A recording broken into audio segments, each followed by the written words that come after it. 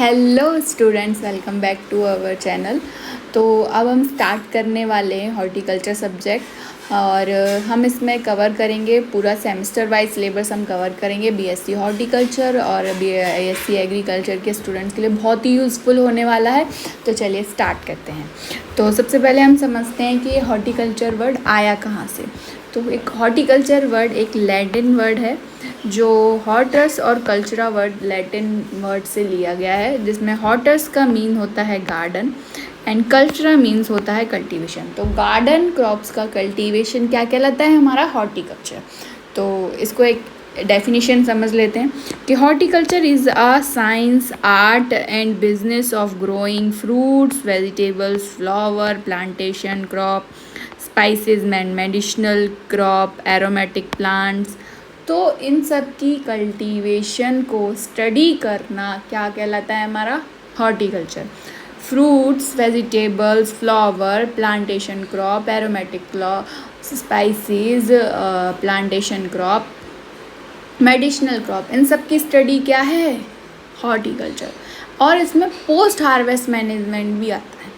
Okay, तो अब इनके इम्पोर्टेंस समझते हैं। तो इम्पोर्टेंस सबसे पहले है हमारा न्यूट्रिएंट सिक्योरिटी। न्यूट्रिएंट सिक्योरिटी में फ्रूट्स और वेजिटेबल्स में बहुत सारे विटामिन्स होते हैं, मिनरल्स होते हैं, फाइबर होते हैं, जो फाइबर्स का ये अच्छा सोर्स है। तो हमारी बॉडी के लिए ये न्यूट्रिएंट प्रोवाइड करते हैं और हमारी डेली डाइट में भी बहुत इंपॉर्टेंट है फ्रूट्स और वेजिटेबल का कंजप्शन।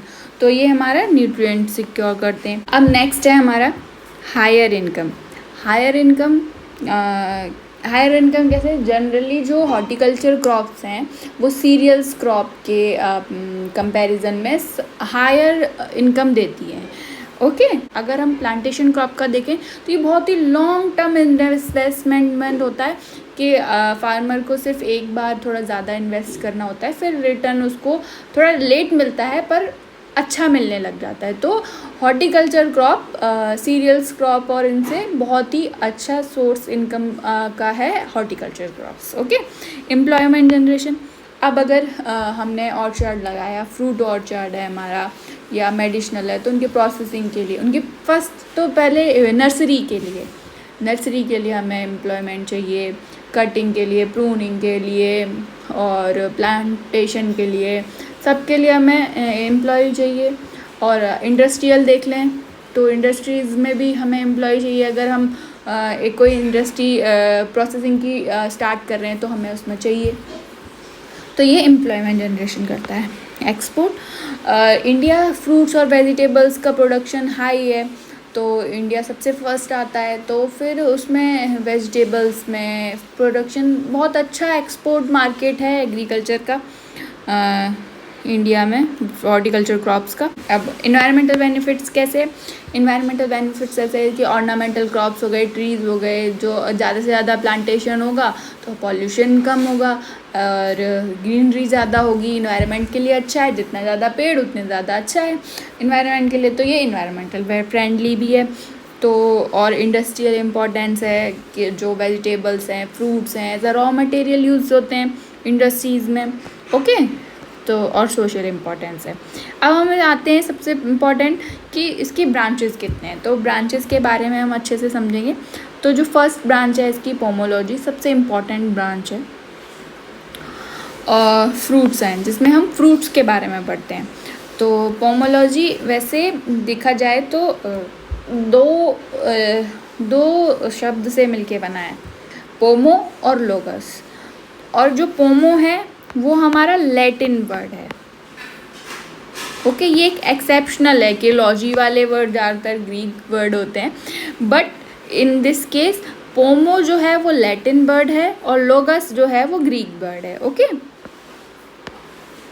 तो लोगस मीन्स होता है स्टडी और पोमो का मीन्स होता है फ्रूट।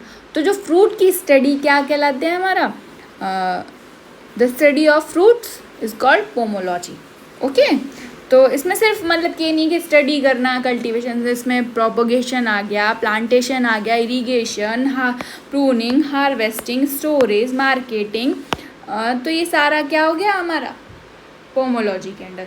पोमोलॉजी के अंडर क्या है?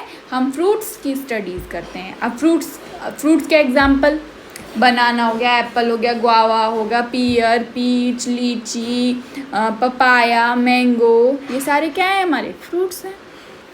अब आता है हमारा ओलेरिकल्चर। अब ओलेरिकल्चर क्या है, तो ये हमारा वर्ड है, लैटिन वर्ड से आया हुआ है ओलेरिस, जिसे हम बोलते हैं, और एक है कल्चरा। तो कल्चरा मीन्स कल्टीवेशन और ओलेरिस मतलब वेजिटेबल। वेजिटेबल का कल्टीवेशन क्या है हमारा, ओलेरिकल्चर। तो वेजिटेबल कौन कौन से हो गए हमारे, पोटैटो, ब्रिंजल, ओकरा, कैप्सिकम और चिली, और भी कुकुरबिट्स आ गए हमारे सारे, बॉटल गार्ड, बिटर गार्ड, तो ये सारे आ गए हमारे वेजिटेबल्स में। अब एक बहुत ही इम्पॉर्टेंट क्वेश्चन होता है, मतलब ज़्यादातर पूछा भी जाता है वाइवा में या क्वेश्चन एग्ज़ाम में भी आ जाता है कि वेजिटेबल और फ्रूट्स में क्या डिफरेंस है। अगर आपसे कोई पूछे कि वेजिटेबल और फ्रूट्स में क्या डिफरेंस है तो आप कैसे बताएंगे। वेजिटेबल क्या है, वेजिटेबल क्या है, प्लांट का ऐसा कोई भी पार्ट जिसे हम कुक करके खाते हैं तो वो क्या है हमारा वेजिटेबल। और फ्रूट क्या है, जो मैच्योर ओवरी है वो क्या है हमारा फ्रूट। तो ये डिफरेंस है फ्रूट्स और वेजिटेबल में। ओके, तो अब हम अगर इसकी नेक्स्ट ब्रांच है फ्लोरिकल्चर। फ्लोरिकल्चर ये भी एक लैटिन वर्ड है, फ्लोरिस, तो जिसका मीन है फ्लावर, और कल्चरा मीन्स कल्टीवेशन। तो द फ्लावर की कल्टीवेशन को हम क्या कहेंगे, फ्लोरिकल्चर। अब इसमें भी दो टाइप के फ्लोरिकल्चर होते हैं, एक होता है कॉमर्शियल फ्लोरिकल्चर और एक होता है ornamental floriculture.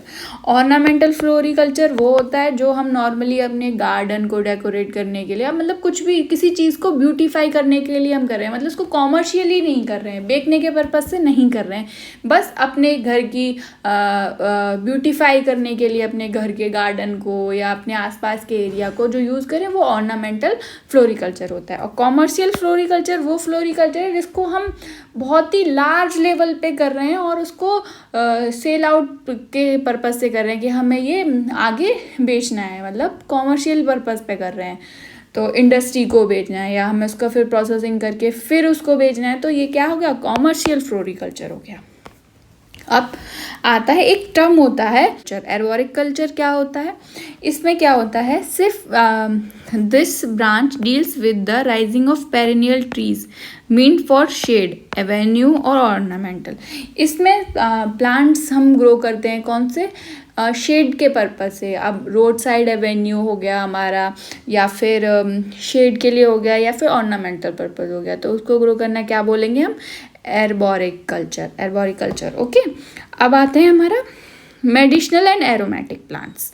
Medicinal and aromatic plants हमारे कौन से होते हैं, जो हमारे मेडिसिन में यूज़ होते हैं। ऐसे बहुत सारे प्लांट होते हैं जो आयुर्वेदिक और हमारे मेडिसिन में दवाइयाँ बनती हैं उनकी, तो वो यूज़ होते हैं। और एरोमेटिक क्या होगा, जिनका एरोमा, खुशबू, जिसमें बहुत ही, जिसमें एसेंशियल ऑयल के लिए हमारा यूज़ होता है, वो एरोमेटिक क्रॉप्स होते हैं। जैसे अब मैं एग्जांपल देती हूँ, मेडिसिनल में हो गया तुलसी, अश्वगंधा, एलोवेरा।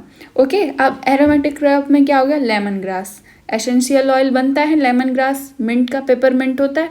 तो ये चीज़ें एरोमा और मेडिसिनल क्रॉप, एरोमेटिक और मेडिसिनल क्रॉप, ये भी एक ब्रांच है। अब आते हैं spices and condiments.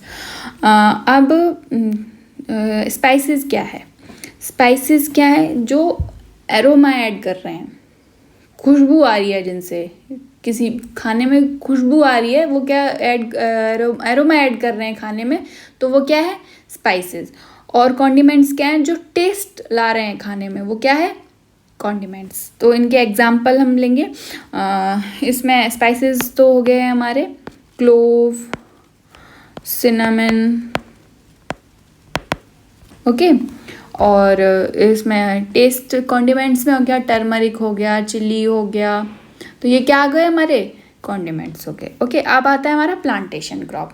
Plantation crop जैसे टी हो गया, कॉफ़ी हो गया, कोकोआ हो गया, ऐसे प्लांटेशन क्रॉप वो जिनका हम प्रोसेस के बाद ही हम उन्हें, जिनकी प्रोसेसिंग के बाद ही हम उन्हें कंजप्शन कर सकते हैं। जैसे अब हम टी हम डायरेक्टली पत्ती तो नहीं ले सकते ना, डायरेक्ट के पत्ती की चाय बना ली, उसको हम प्रोसेस होती है, टी की जो लीव्स हैं वो प्रोसेस ड्राई होती है, पूरी प्रोसेस होती है, उसके बाद ही तो हम उसे कंजर्व करते हैं। हमारे पास वो तभी आती है, कॉफ़ी की भी प्रोसेसिंग होके तब हमारे पास आती है, कोकोआ की भी, रबड़ की भी, ऐसे ही कैश्यू की भी। तो ये जो प्रोसेसिंग के बाद हमारे पास आ रहा है कंजप्शन के लिए, तो वो आते हैं हमारे प्लांटेशन क्रॉप्स। अब आते हैं लैंडस्केपिंग गार्डनिंग पे। लैंडस्केपिंग गार्डनिंग में जिसमें हम गार्डन और लॉन मेकिंग या लॉन के मेंटेनेंस इन सब के बारे में पढ़ते हैं, तो वो होता है हमारा लैंडस्केपिंग गार्डनिंग। अब एक लास्ट है इसमें post harvest management. Post harvest management technology में जो हमने फ्रूट्स और वेजिटेबल्स या और भी जो भी हमने प्रोडक्शन किया है उसका जो बाद में प्रोसेसिंग करके हमने प्रोडक्ट बनाया, जैसे फ्रूट्स का हमने बना लिया, जैम बना लिया, जेली बना ली, सॉस बना ली, या फिर हमने स्क्वैश बनाया, पिकल बनाया, तो ये सब हमारा किस में आया, पोस्ट हार्वेस्ट टेक्नोलॉजी में आया। ओके, तो अब हम इसमें पढ़ते हैं स्कोप ऑफ हॉर्टिकल्चर। तो फ्रूट प्रोडक्शन में, वेजिटेबल प्रोडक्शन में, फ्लावर प्रोडक्शन में, नर्सरी मैनेजमेंट। अब इन सब के लिए नर्सरी बहुत ज़रूरी है, तो नर्सरी मैनेजमेंट में प्रोडक्टेड कल्टीवेशन, ज़्यादातर फ्लावर कल्टीवेशन और off season varieties of vegetable किस में ग्रो होती हैं, प्रोटेक्टेड कल्टीवेशन के अंडर ही ग्रो होती हैं। ओके, लैंडस्केपिंग में, फूड प्रोसेसिंग में, सीड प्रोडक्शन में और एक्सपोर्ट में। तो ये इसके क्या हैं, स्कोप। तो चलिए आज के लिए इतना ही।